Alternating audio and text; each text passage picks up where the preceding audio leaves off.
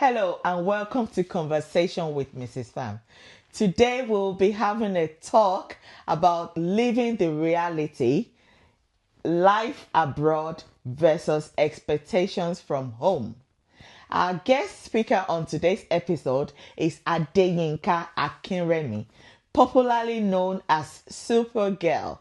She is a media personality and a content creator. She hails from Abeokuta in Ogun State of Nigeria.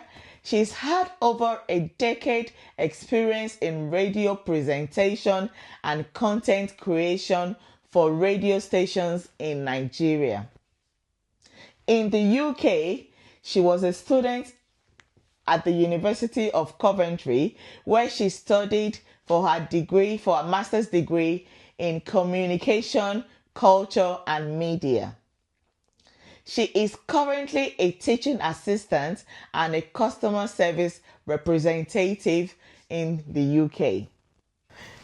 Hello, Adeyinka, once again. Thanks for coming on today's program on Conversation with Mrs. Pham. Thank you so much. It's so good to be here. I'm very excited. Oh, thank you. So let's get straight into this. Let's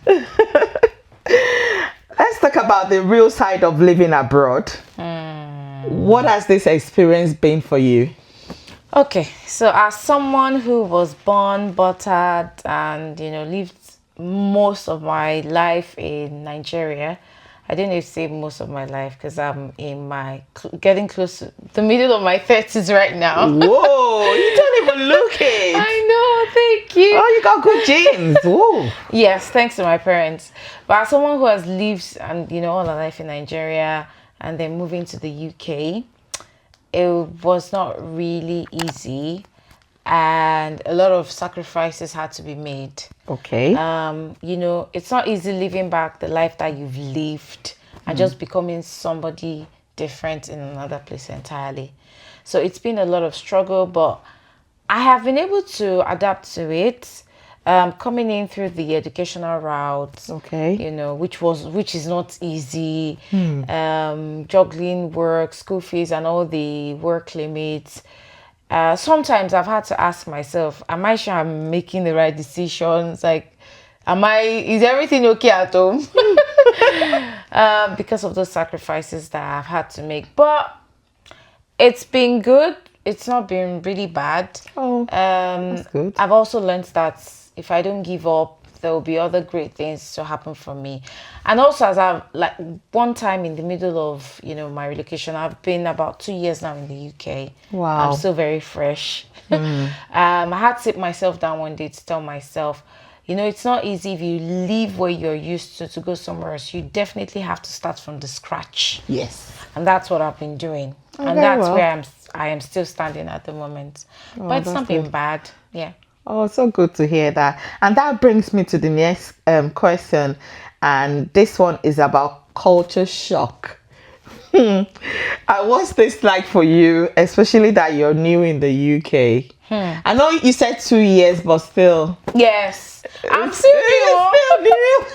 I'm a baby in the UK. So people would say, their own culture shock is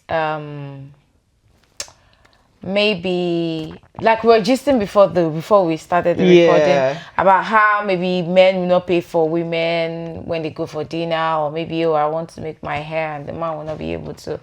That wasn't it for me. My own culture shock was very, very, very different. I don't know if a lot of people have the same.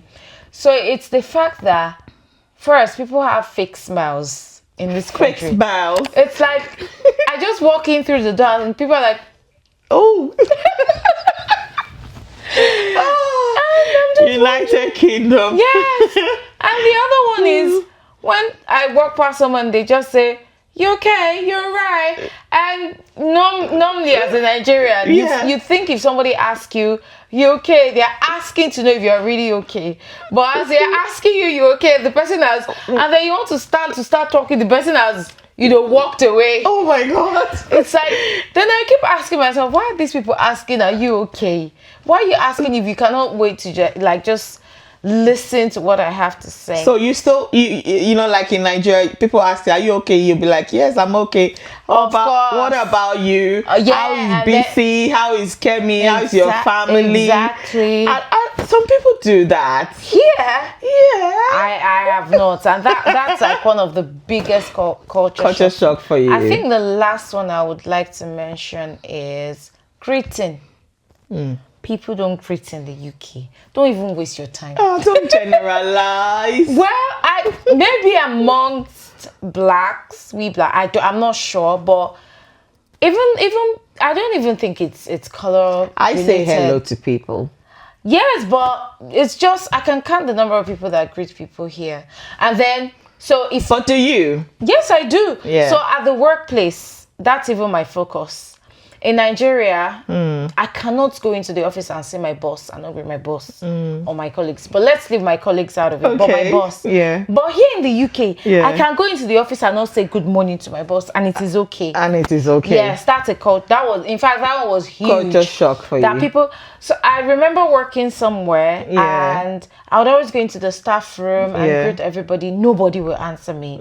Sometimes they did it a few times, and then one time a few people started answering. But there's this particular lady, Right, that would never answer me, and then I just made up my mind that I'm never going to greet this lady again. But you know, sometimes I'm already in and I've greeted. I'm like, why did I greet this person? because it's only natural for you to greet. Yeah, exactly. But yeah, those are my culture shock. Oh, that's okay. I know I say hello to people. Sometimes some people don't. Maybe it's the mood. Maybe, you know. Me, I'm tired But of yeah, greeting people. I'm always saying hello, me. So currently I work in this school, and Yeah. the class teacher, I have to say good morning like 5 times. She will be staring at me. I'll be saying that if I say morning, every other person might answer, but she'll just be looking, and then I'll say like 5 times and going close to her, and then she'll say, "Oh, good morning." I'm like, what's going on in this country? But yeah, I think it also depends on people. It does. So what would you say was like your first impression of the UK when you arrived? I'll never forget. I know I was like, goodness, this place is so cold. Wow. Like when you came up from the airplane and you got into the airport. Yes, so I landed And you saw a the bit queue. late. Yes, but it was not bad. The queue wasn't bad, but I landed late evening, about 6 p.m. Right. So it wasn't even that. What was the weather like? It was cold because that was September. So it was cold. And then I remember landing at Coventry midnight, about past 12 midnight. Right. It was cold, and I just said yes. So this is it. Like, this is the land of cold. I'm not so good with And cold. that is not the land of cold, I tell you. Yes, I know. Have you been to Scotland? Have you been to Ireland? You know, like the Republic of Ireland? No. But I've been to Newcastle. Right. And it is so cold there. I don't think I can. But I landed in London, and I felt, oh, this is the land of cold. And the impression that came to me when I was on the bus going to Coventry was, so this is the UK that they're talking about. It is. It is. Yeah. Oh, so what really surprised you most about life abroad that you didn't expect? What surprised you most that you didn't expect? Is that people do the least jobs here happily. And I was telling some friends yesterday about this, and I said, most of our uncles and aunties that lived in the UK that will come back home to Nigeria for Christmas or short visits, in fact, we ought to like sue them, because they will yes, because they will come back home with briefcases, buy goodies, mostly chocolates and a few things, but they will never tell us the truth about the kind of jobs they are doing here. But do you ask though? No, we did not ask. So for me, I was very young. My uncle. So what kind of job do you think that people do that they're not meant to be doing? So for example, cleaning. Why do you think? No, I'm not saying people should not do it, but I did cleaning when I got into this country. Yeah. But I have never done that in Nigeria. But there's nothing wrong in doing cleaning. No, I didn't say there was something wrong, but when I came in, I saw that people were doing it. And in certain places where I've worked, I saw older Africans, not even just Nigerians, doing it. Yeah. And I'm like, but these people go home, and I don't think they say this is what they do at home. Right. So that was really surprising for you. Yes, Yeah, I see. that was so surprising. Another thing, I think that's just it for me. That'll be it What on do the you top. miss most about Nigeria? That's a big one, I think. Yes, I think the vibe, the Nigerian vibe, it's just different. People might be very broke at home, but they are very happy Happy. and united. You miss the happy faces. Yes, and then Regardless of the I situation. miss the noise. Like The you're just noise. going out and that we were fighting. Like we were And fighting. yes, like I really miss that part. And then what I miss the most, yes, now Go I on, remember. tell us. Street food, Street food. buka, Oh, like proper ones. You see? Like you can just be going on the roads of Manchester and then or Birmingham or wherever you are. Then there's one small buka, like just in like one small place. amala, you know, like And you can all just the buy rice, buy beans, buy everything together, and you can. Oshé. I really, I really miss that. I remember when I got in and we're having school registrations, and I was, getting so hungry, and I'm like, don't they have like quick bookers here? Like you can just go into that But one. we have, like, there's some restaurants here. No, as no, well. no, that's too posh. It's not the same. No, it's too posh. It's not the same. Like it's too posh. You just It's want too that buka setting. Yes, where people will be sweating, eating together and gypsy. Holding their, like bowls and all that for and their then somebody will just reach and say, sorry for me, see, and just have some more spoons. I miss that part about Nigeria. And then you be like, hey, you're from Minneapolis, water call, Exactly. Or even pure water. Yeah. All right. Oh, that's funny. And so now back to reality. How have you adjusted socially and mentally to life in the UK? I don't think I've adjusted fully yet. I still don't have friends here. Why is that? Sorry. I just feel like the UK is conditioned to be a certain way. People just go to work and go home. That's how I say it. So back in Nigeria, I might just go to work and then me and my friends could say, oh, let's go to a bar or one place like that. Just sit down, have pepper soup. Sometimes we might even go home, freshen up, and then we come out again. But here, I think it's just the cold, because if you go in, you don't even want to come out. You are so warm in bed. You just want to be there. And I think that's one reason why people have not really, or let me talk about myself, that I've not really made a lot of friends. Also, another reason will be that when I get home, I still talk to all my people back home. Right. Like they are still the ones I spend most of my, hours with on the phone. So I think I'm still. So you're still you're still here and there. I think I'm still there. Yeah, so you're more there. Yeah, than here. Than here. I still thought about it like. So do you find it hard to make friends here? Yes, I do. Why? I do. Why is that? Even though? all my university friends. Yes. Everybody has. So one of my friends from India, another one from Lebanon, they went back to their countries. They did. Oh. So they didn't stay back, and it's like everyone has gone back to their own reality. So Right. I see. Oyo is my case. So it's more like just work home. But I'm home. sure you can make friends. Maybe from maybe when you go to church or you go to mosque or you go to gym or you go to local pub. Like from work. I've not tried the gym yet, or maybe I will, but I still don't see me making friends there. Maybe I may be wrong. Also, I think that for me, I'm hoping I'll be able to mix with other race and colors to have friends. Yeah. But I think other people, I might be wrong saying this, but sometimes I feel like their reaction also is that they don't want to make friends with people like me. No. Like my color. That's why I'm saying I may be wrong. So, for example, I'm trying to say where I work at the moment. Okay. And during lunchtime, there's another Nigerian lady where I work. We're just the ones who sit together.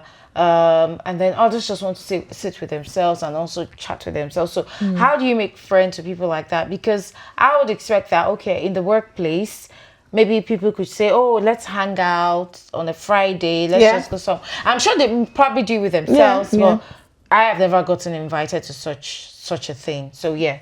But I could try the gym. The pub, I'm not sure how that will pan out. I've been to the pub but with a friend, so I don't know if going to the pub will just. And do you enjoy it? Did you enjoy it when you went? Not really. Not really. Yeah. I like you so real. Yeah, because their own culture is different from mine, and maybe if I had friends from, maybe if I have white friends, for example.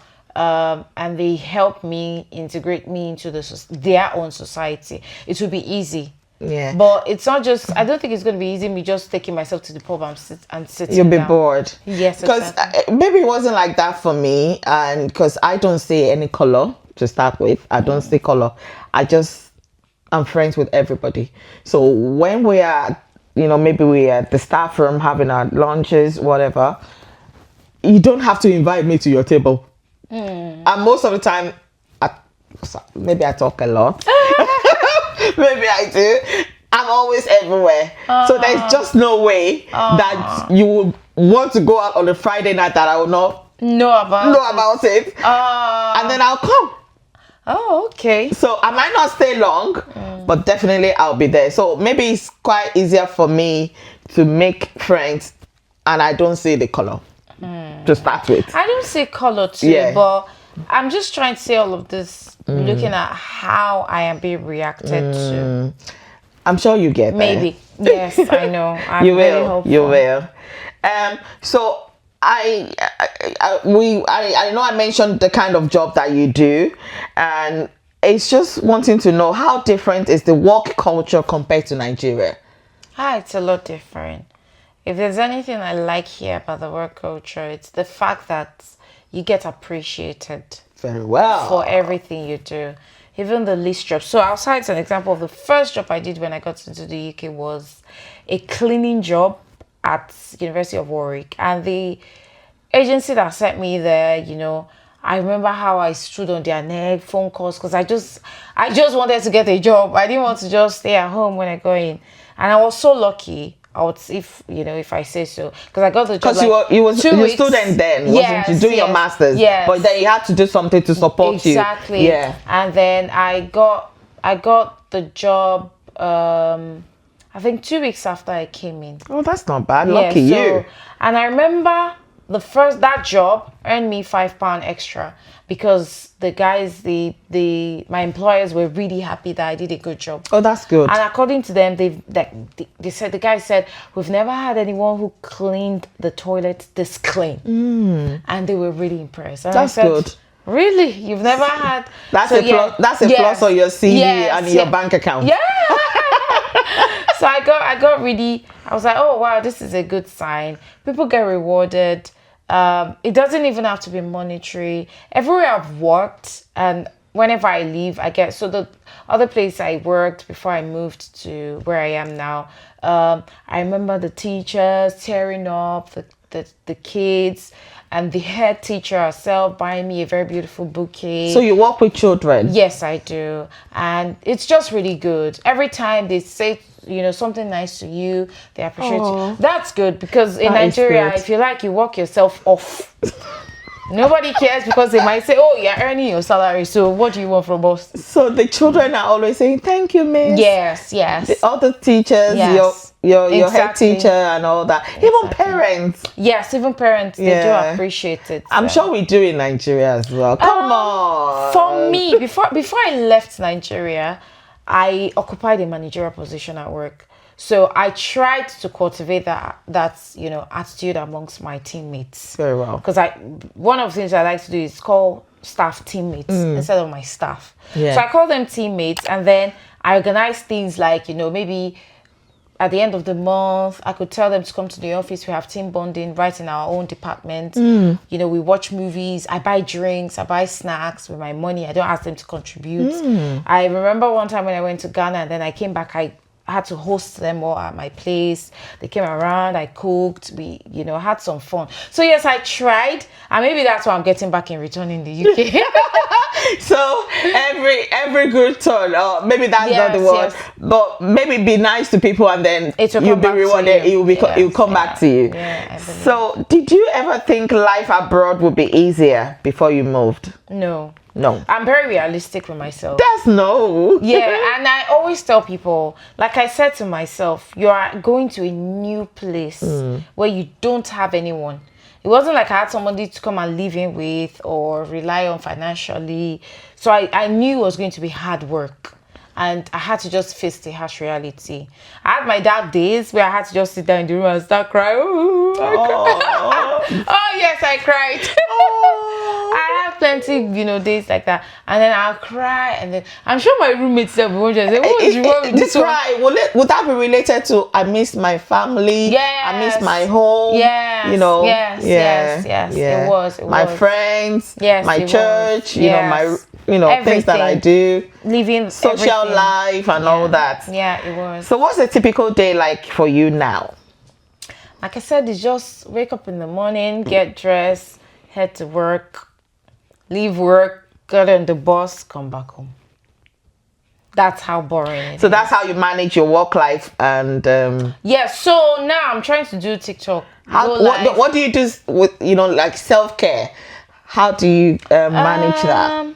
So I pray, I read the Bible, not every day, but I'm trying. We're all trying. Yes, I'm really trying, and I try to naturally. I like dancing. I like dancing, it's music. good for the soul. Yes, but it's not really It's not really easy dancing here in the UK. So once in a while, I still try to do that and just have some good chat. Also, I'm learning to take good care of my skin some more now. Yeah, because skincare. That also makes you happy. I remember when my face was looking so dark, and I was like, what's going on? But now I'm better using scrubs thanks to my friend, She's an expert, is she?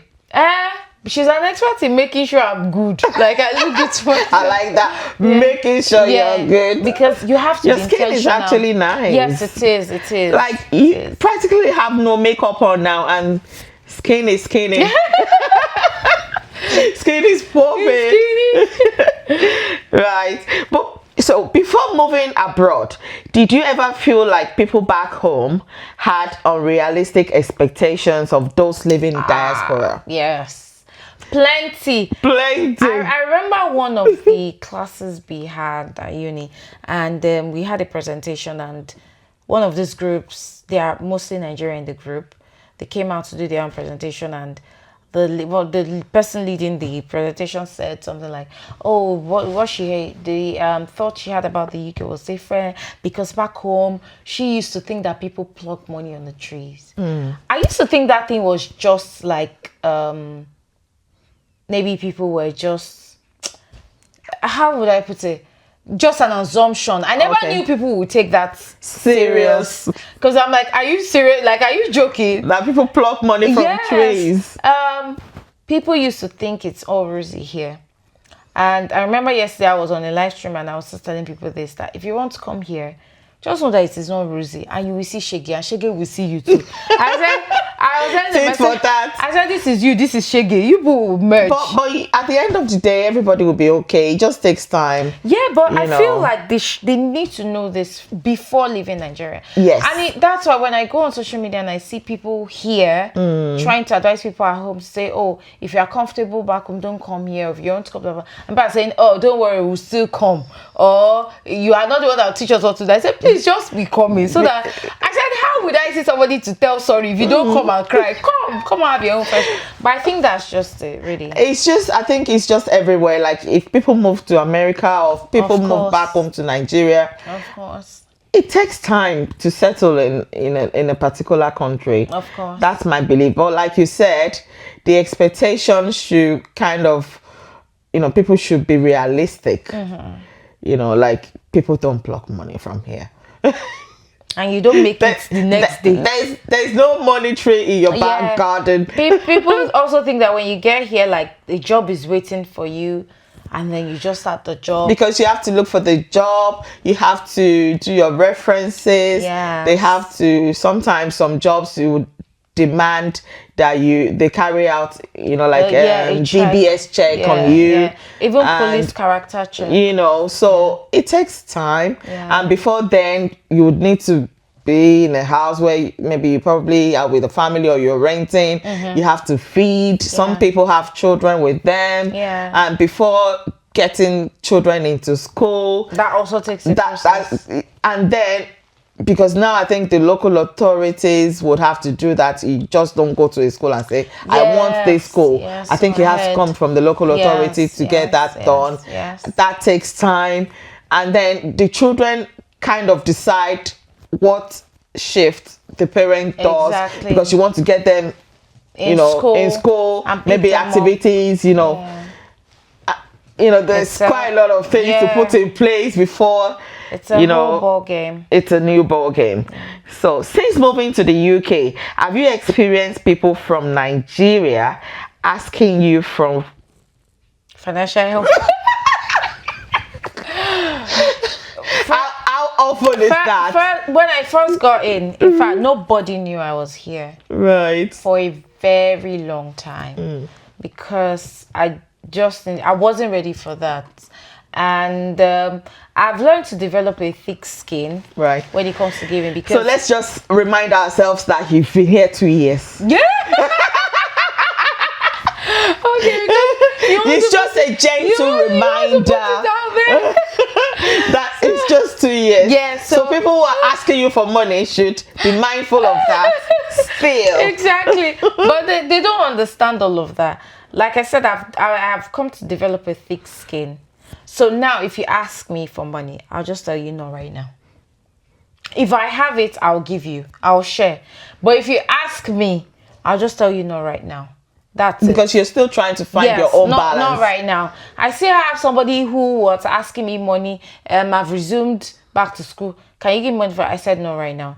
The boy has asked me like 5 times. I just keep saying no. And it's not because you don't want to give. Of course, but probably because of the situation that you're still in, and you need to find your 2 feet, get yourself settled. Exactly. So I have things I'm paying for at the moment. I have a lot of things around me. So it's not really easy. And it's so funny and interesting when people even back home will be calculating how much a pound is to naira. And like, I mean, that's unreal. Yes, like, is it not just £5 you change and you just give me 10k? I'm like, oh, really? Just really? I'd say really as well. How did these experiences make you feel? Especially when people ask and they genuinely I give. Need that. So I've had situations where people have urgent medical needs. In fact, one happened recently to my daughter's teacher back home, and sadly she lost her sibling. But the lady was in dire need of the money, and I did support very well. It was little, but I did support with whatever I had, and it was well appreciated. Of course I do. Until dates, if people have birthdays, I still send them money. Like one of my friends had a birthday. I still do the little I can, but there are some that I see that they are not relevant at the moment. I see. So it's like me now putting my judgment cap on. And it's not like I won't still give the person. I will, but not just at that moment. Not because you just want me to just give you 5k, 10k at that time. And sometimes it's kind of come across as entitlement. Entitlement and emotional blackmail. Yes. But nobody can blackmail me anymore. Because I think I've developed you feel so guilty. Oh no, not anymore. Not anymore. No, I like it. It's just just 2 years. And you're saying not anymore. No, not anymore. Because when you think about what you need that money for, like I'm paying debts, I'm doing this, I'm doing that, I don't think that's bigger than what somebody has to think about me. Yes. Yeah. So why do you think there's a perception about Nigerians abroad are either rich or stingy? I think some people say, I think they're very stingy. Yes, I also think it's because... And they're rich. Why are they not giving? I think I'll still blame it to like our uncles and aunties. Okay. That have been here for uncles and aunties are in trouble today. Because some of them flaunt that they are okay when they are not okay. So what kind of example can you give to that? So for example, one of my friends who also came in almost the same time when I came in found out that our uncle is still in a shared apartment. But when she was back home and he takes pictures, you assume he owns the entire house. You know, because he lives and talks like it. Okay. We shoot videos. Is that kind of misleading as well? well? Yes, it is in a lot of ways. Right. So you are taking pictures in a very nice house, or you're riding your friend's car or a car, you're making it look as if it is yours. Okay. And I'm asking you for money and you're telling me that you don't have. I'll think you're stingy. Okay. Because I'll think you're so comfortable. Is that the perspective that people at home Yes, have? Yeah, that's it. Yes. There was also a class that we had at uni that talked about Instagram and reality. We tried to see how what people post has an effect on them. What people are consuming is actually not real, you know, and that's one thing and one reason why people are thinking people at home, people here are stingy. So if people are being honest with, oh, this is what I do, this is how I make my money in the UK, it's not all rosy, I am never ashamed to tell everybody what I do. You know, and I feel that's how it should be. So people will know that, oh, this is where you are at the moment. Yes. And not think that, oh, you have a lot of money that you are not, you know. You don't want to share with them. So that would want to make us believe that, like, that would want to make me go to my next point, which says, what would you want people in Nigeria to understand about the reality of living abroad? So like you said, let people know what you do for a living. Exactly. Maybe not everybody likes people to know what they are entitled to, what they want to share with other people. But I like the misleading part that you said, because then people think you're stingy. Yes, and I just feel that's it really, and also to let them know. But is it a must to give? No, it's not a must though. If you don't want to give, I think it's a personal thing. But I love to give because I love to give. Yes, I've been favored in this country by people I never knew from anywhere, you know. So I just feel like it comes back to you naturally if you're helpful to people. I remember the first £100 note that I got in my life. It was given to me by a stranger. Wow. Yes, a complete stranger at church, and I never said anything to this person. So yes, I believe that sometimes if you open your hand, you also receive. So if give us never lack. Yes, truly they never lack. But if you feel you are like this, well, it's what you want for yourself. But if people here are more open and they're not flaunting wealth, like making it look so my But what if the wealth is there too? No, if you have it, really, why not flaunt it? Mrs. Farms, if you think about it, the average life we live in the UK is a big man's life in Nigeria. So that was also the conversation I was having yesterday with someone.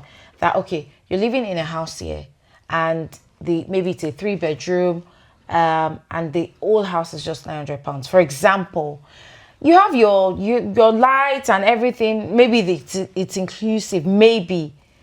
You can't have that. If you have that kind of house or rent in Nigeria, you have a house that has constant power supply, you're a rich person. So we're enjoying like the minimal things here that you pay so much for back home. These are the things people should know. Oh, this house, yes, there's always lights, but everything has already been paid for. That's it. Yes, you have to be real with them and let them know how it is. So people know that, oh, this is how they live, this is how it is, and they will not road tax, council tax, exactly, electric, exactly, phone bills. So my phone, for example, car finance. My phone, I've not paid for my phone. You know, like, but you see me, she's a big girl. For that, yeah. Oh, she's a big girl. She's using one of the latest iPhone. No, I'm not a big girl. You are a big girl. I am on credit. So you're paying it though. Yes, but yeah. These are so. If I want to buy a car in the UK, I can buy a car too. Yeah, sure. It's easy, but I can't do that at home. But if I buy a car and I start driving and I'm doing selfies and all, people say, oh, she's so rich, but they don't know I'm paying back in bits. This is why, like you said, explain more. Exactly. That's what I meant. So. But even if you do, some people still won't believe you. I think it's not left to them. But if people who live here are more open that, oh, this car that I have is being financed by this, I'm paying so amount, blah, blah, blah, blah, blah, you know, they know that, oh, this is how it is. At least you've told them. And if a couple of people are also, spreading that kind of news that this is how we live here. Yes. It's not rosy. We don't have it all at once. You might see me using maybe the latest iPhone 16 or something. Yeah. I have not paid, I'm paying in bits. Yeah. So it's easier for me. So don't think that, oh, imagine I'm living a very miserable life back home, but this person is enjoying. Interesting. So this brings us to the Gen Z. Would you like to be classed as Gen Z? I don't think so. No, why not so? No, I don't think so. I can't cope with Gen Zs because I just feel like they are. No, it's not on my level. It's beneath me. You're way past Gen Z. Yes. I don't have anything against Gen Zs, but I just feel like some of the Gen Zs that I've met, they are not well put together. And I am well put together. So I know I'm supposed to know, but I don't. So what ages are the Gen Zs actually? I really don't know. I don't know what age brackets, but I think they are in their early 20s. Up until what age? I think maybe like middle, maybe like 25, but I'm not sure. Okay. But I think so. Nobody should quote us here. I'm not sure. Nobody should quote us here. I'm not sure, but I think they're like we need to 18, be sure. 19, 20. I think so, and maybe 17. I'm not sure. Okay. But of course, we just need to Google and do some more research on that. Yeah. So talking about relationship, that's why I brought the Gen Z thing in. Okay. What are the challenges, or what do you think are the challenges of being in a relationship abroad as a young person? If it's like man-woman relationship, I might not know that. But if it's on the friendship level, I don't really know how the Gen Zs do it here. Especially for those who came in. I think, okay, now I remember that I know a young girl who came in for a bachelor's at the university where I also, finished from here. And I remember before coming in, our mom and our auntie spoke to me on the phone. They don't know me, I don't know them, but they needed somebody to just be a big sister for her, So I called her, check up on her once in a while. And, every time I've checked up on her, I saw that she was making friends. She had made friends, and they were always hanging out. And so I think it's easier for Gen Zs, actually, in terms of friendship. Like moving abroad. Yeah. Yes. I think it's easier for them than people like me. I don't know what group I belong to, by the way, but I'm in the 30s group, Sha. But I think it's easier for the Gen Zs because they are hippie, hoppy, they are everywhere. If I go to a club now, I don't know if I'll be interested. But Gen Z will want to go to a club and sit down all night there. But I don't think I want to sit down all night there because that's not your thing. I just feel like I'm getting old. I'm getting old. Oh my God, who is getting old here? Yeah, because I'll be like, oh, I need to go to my bed. Oh. Yeah, but I feel it's better for them. Okay. Yes, it's really, really good for them because they have more chances. And like I said, they are hippie. They can be here, they can be there, they can be everywhere. All the energy. Yeah, they have lots of energy. So do you find that young people in diaspora are becoming too independent? And how does that impact in their relationship? Do you think young people who've moved, like yourself? Yeah. Because you're still a young person. Well, I am young. Do you think people are becoming too independent? And how does that impact their relationship? I agree. This country makes you stand alone. And it's just building up more loneliness. I just saw this movie. Did you mention loneliness? Yes, it's making people very lonely. I just saw the movie Adolescence. I just finished it today, and I realized in that movie that one of the core issues in the UK is that it's so easy for two people to be like this and drift apart, and they still think they are like this. It's very, in fact, it's the easiest thing to do. Like what happened in that movie with the young boy and the parents, it was just like a little gap and they lost it. And that's what I can see in young people. For somebody like me, it's like even if you like staying indoors, the UK then encourages it the more. You're just all by yourself, so you can be all by yourself here for a whole year and you won't even know. But that's It's really sad. unhealthy. Yeah, it's unhealthy, but it's what the society breeds. But how can we change that narrative? So because here, if you were back home, for example, you live with your family. And I think I'll just chip this in. This is one thing I really, really respect the Indians for in the UK. I think they realized that part and they are deliberately trying to, bridge that gap amongst themselves. So one thing I've noticed about Indians is when they come here, they form a community. They live in the same house, the same streets, same area, same, they're just around each other. They are clustered. And I remember asking my Indian friends, like, do you people, because she showed me their house in India. It's quite big. So our grandmom lives there. Our grandfather lived there before he died. Our sisters are there. Their husbands, their children. I'm like, oh, all of you live together? And I said, yeah. If you're married in India, you go live with your husband's family. You don't need to move out to go and rent it. So when they are married, they don't move out to rent their own house. They stay in there with the family of the husband. I think we have that in our own culture as well. I'm not sure. So not to mention any particular culture or anything, but I think we have cultures where when you're married to that family, you stay there with your in-laws and all that. That's new to me. Yeah. There's some cultures in Nigeria like that. I have never noticed that. You remain with your in-laws and all that. But I think, talking about being lonely, there are so many things that you can do to get yourself outside of that way of life, because you can choose to either remain that way or try as much as possible to not live like that, because it's so unhealthy, because that leads to anxiety, depression, a lot of mental health, and it could be physical, it could lead to physical health factors as well. I agree. If care is not taken, because why would you just want to go to work and come back home? Only that's what you do. Personally, I'm speaking for myself now. Yeah, I know, think that's boring. But in this part of the world, it's not easy if you don't have a car. So that might also be my problem. Okay. Because before you walk to the bus stop, you wait in the cold for the bus. The bus will come, and then having 40 stops.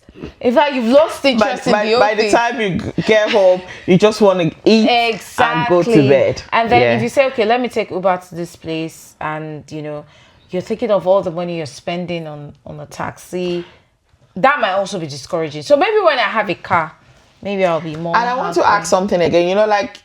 I know I keep saying 2 years. So now that you're here, what do you think about the people that have been living here, like years before you came here? Do you think people behave like they know too much, or they're not giving you guys enough information on how to survive? Or a lot of people are coming with an attitude of mind your business. Well, don't talk to me like that. Do you even know who I am? Is it for people coming in? Yes, exactly. I think people who are even coming in are even asking questions that they've not even gotten any answers to yet. I feel like people here who have been here before us are not giving enough information. They are not even talking. They're not talking to us. Because I remember... Do you mind if I don't agree to that? Oh, okay. Maybe I might be talking about myself and my friends when we came in. Because, we asked questions. There was nothing we didn't do. We went to churches. In fact, we went to different churches. So what kind of questions? Do you ask questions about what kind of job can I do? Yes. And people are not telling you what kind of job, or they're not even... Because if you ask me what kind of job can you do, I would say, what experience do you have? And, have you got a CV?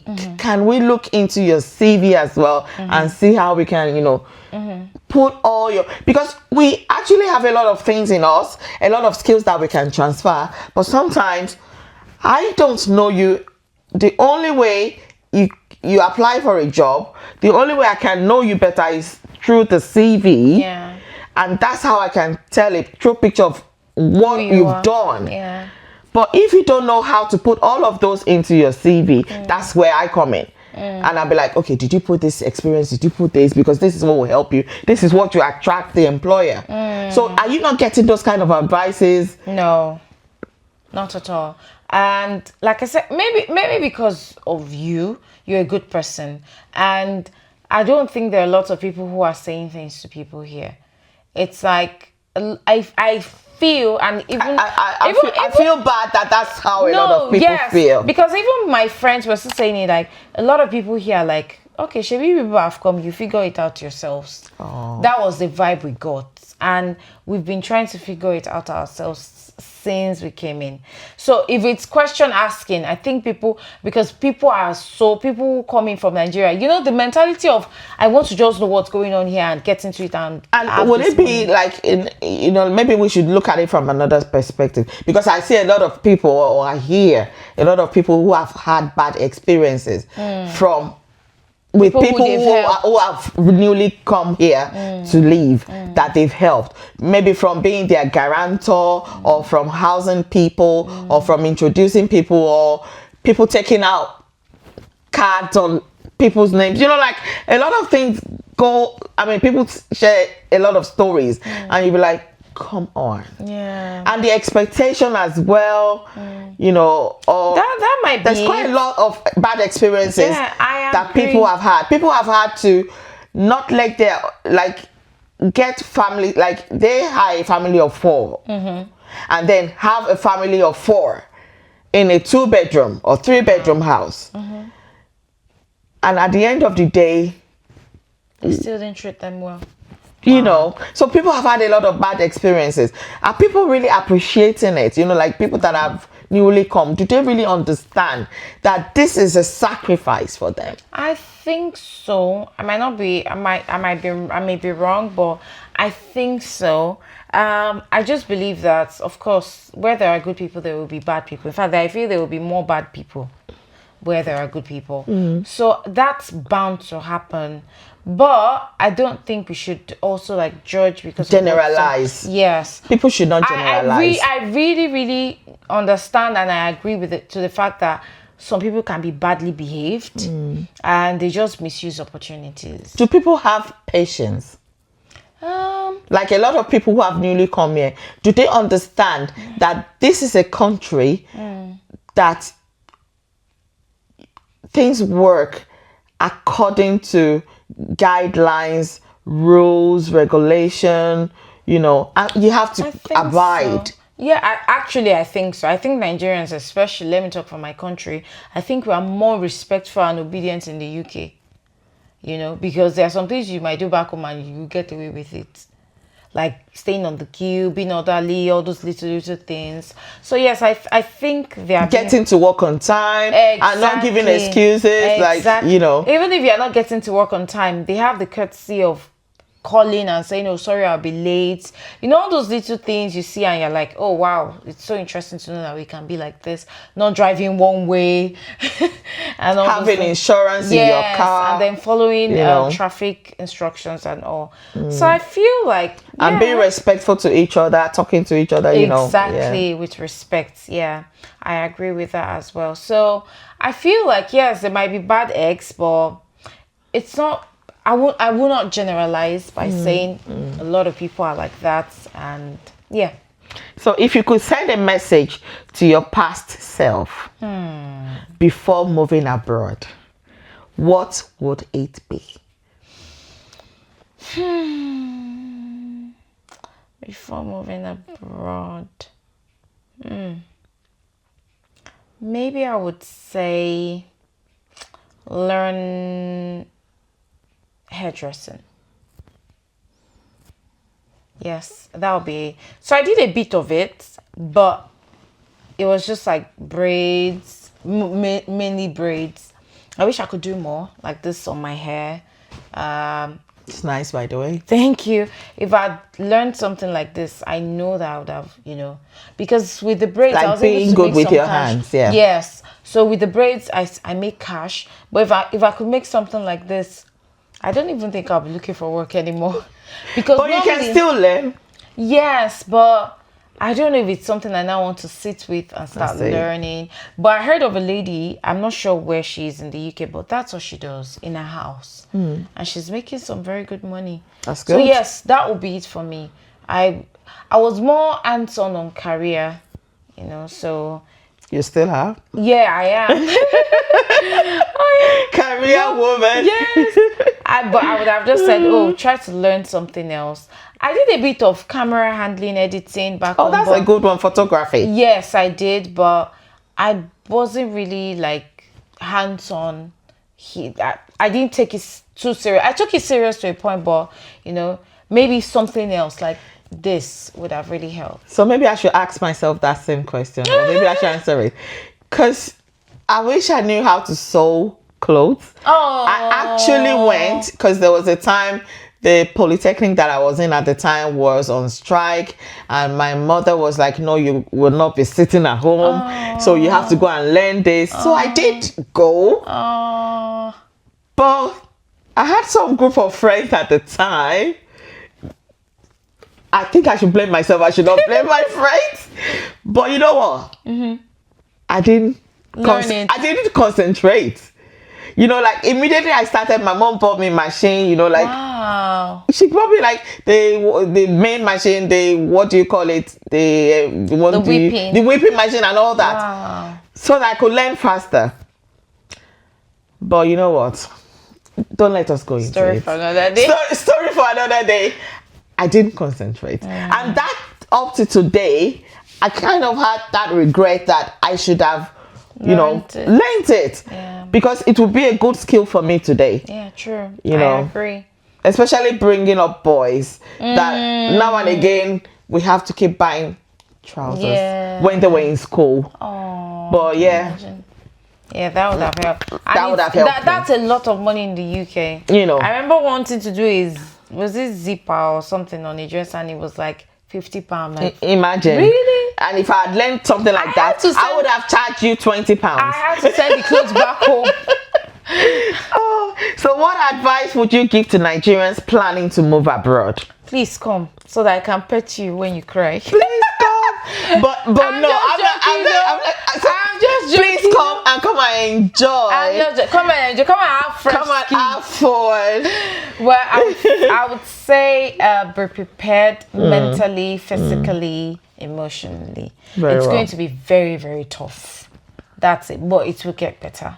It will be tough. But if you have friends and families who you can rely on, in fact, you're so lucky. But like I said to someone yesterday, make sure they are genuine friends. They're not people that say, are there genuine friends out there? Just be coming. Well, there are. Some people are. Some people are. But there are some people you call and say, I'm coming to this guy, and they'll be planning with you. Oh, we're happy. In fact, when you land, and then you get to Heathrow and you call, the number is not reachable again. That's parara.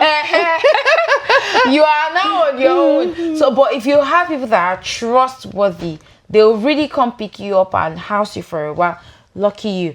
Either ways, be prepared. Because even if you have people who house you, feed you, take care of you, and that's great privilege for somebody to house you. Yes, it is. It is. It is, because I was telling someone yesterday that we pay house rent here monthly.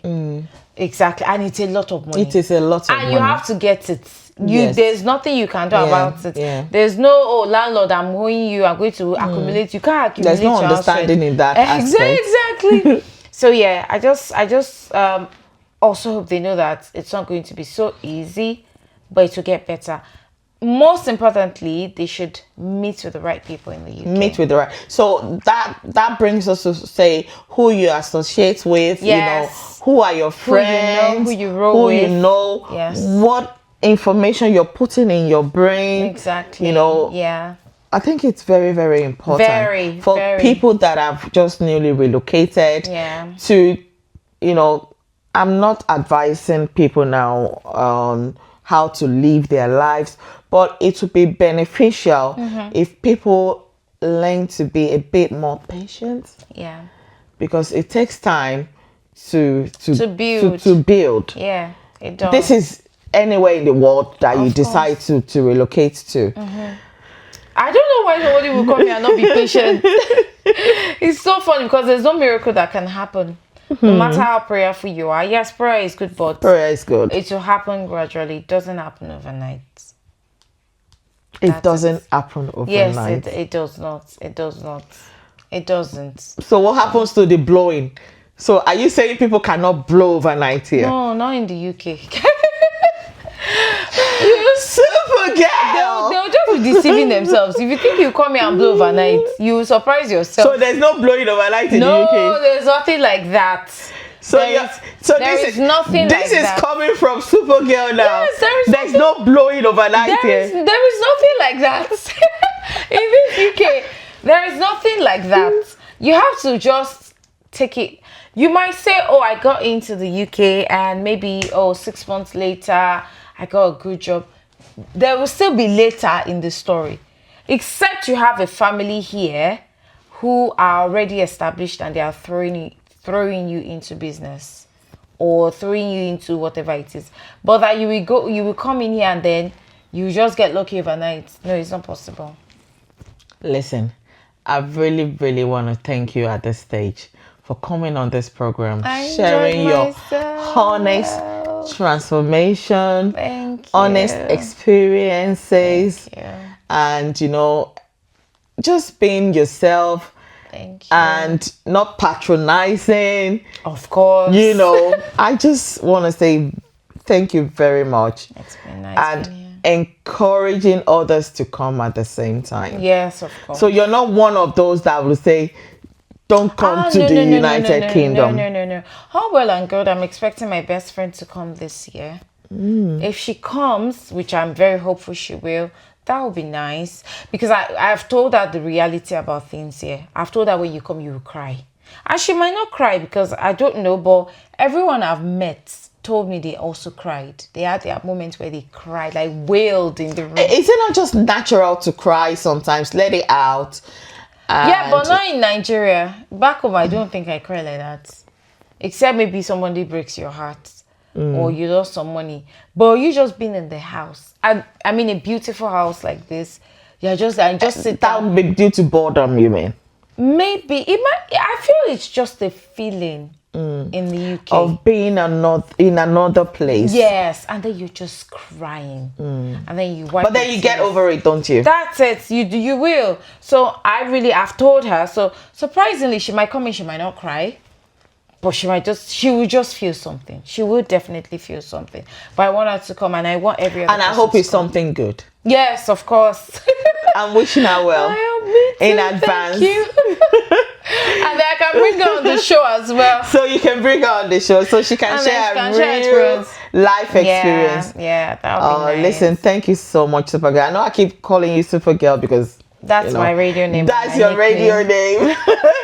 But you know what? Thank you so much once again. Thank you. And next time, yes, we will like to invite you. Of course. And then you can maybe share other experiences. By that time, maybe I would have bought a car. Maybe you would have gotten your car.